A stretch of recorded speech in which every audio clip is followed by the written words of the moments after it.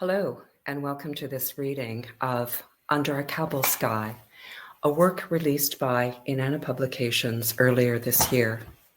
I'm Elaine Kennedy, the translator of the work.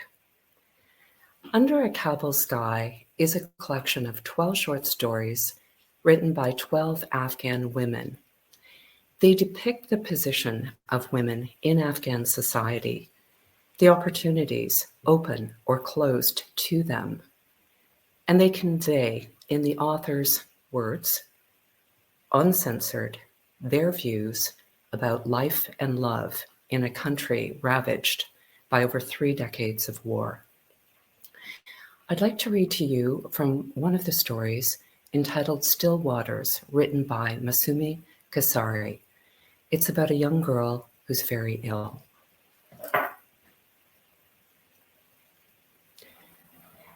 The sun is still invisible, but the weak morning light has almost reached the roof of the house.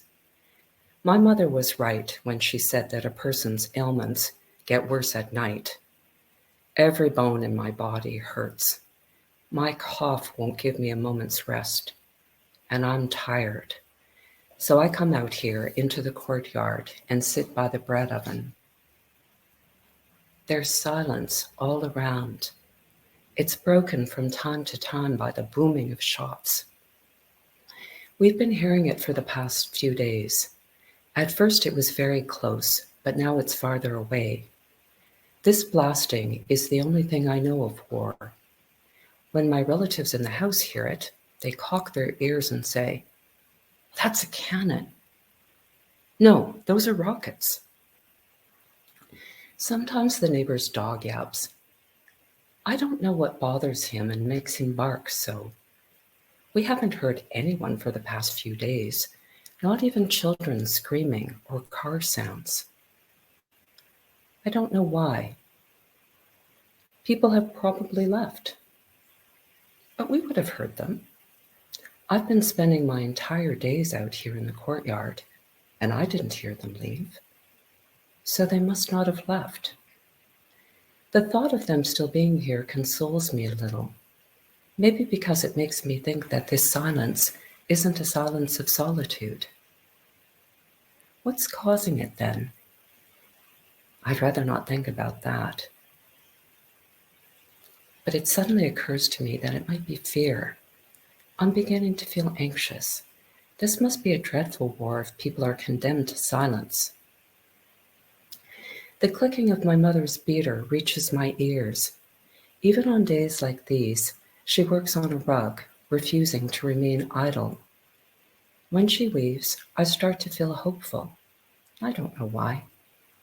When shots ring out, the lights go off, and a chilling silence fills the air, only the sound of my mother's weaving eases my fear of the gunfire, the dark, the quiet. Like when I was little, I'd fall asleep at night, holding her hand in mine, and I'd no longer be afraid of anything. The neighbor's coming down from the rooftop terrace into the courtyard, her spine bent. She looks deathly pale and is shaking a little. Swallowing hard, she says to us, "Well, the Taliban are here. What's going to happen now?" "I prayed that such a day would never come," my mother replies, making a sign to ward off calamity. "I saw images of the Taliban on TV a while ago," says the neighbor. "Auntie, what do the Taliban look like?" I ask. "Oh dear, I hope you never see them.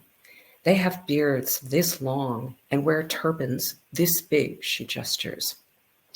"Their clothes are dirty and they walk around barefoot. May the good Lord protect you from them." The neighbor says so many bad things about the Taliban that I'm afraid of them and I hate them, even though I feel as if they're somehow familiar. Maybe I've already seen one of them. But when and where, I don't know. I remember a few years ago when I was little and I didn't really understand things. I woke up one night to the sound of an argument. When I pulled my head out from under the comforter, I saw my mother crying and my father's shadow on the wall. His lips were moving, his hands striking my mother.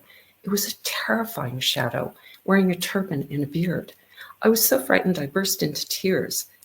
After that night, I was afraid of my father with his huge turban and long beard and clothes.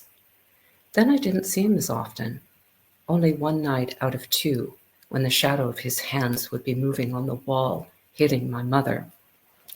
Then I didn't see him at all. I didn't see him for such a long time that I forgot about him. One day he came back. He grabbed me by the hand and took me to my mother and said, "Girls have no business being in school. Let her work and earn her keep. I can't go on supporting 2 households." That was the first time I didn't cry out of fear. I thought, we only have 1 house, so what does my father have to support 2 households? By the time I understood why, he was gone for good. Before that day, when something frightened me, I'd start to cry. Since then, when something frightens me, I start to hate it. Thank you.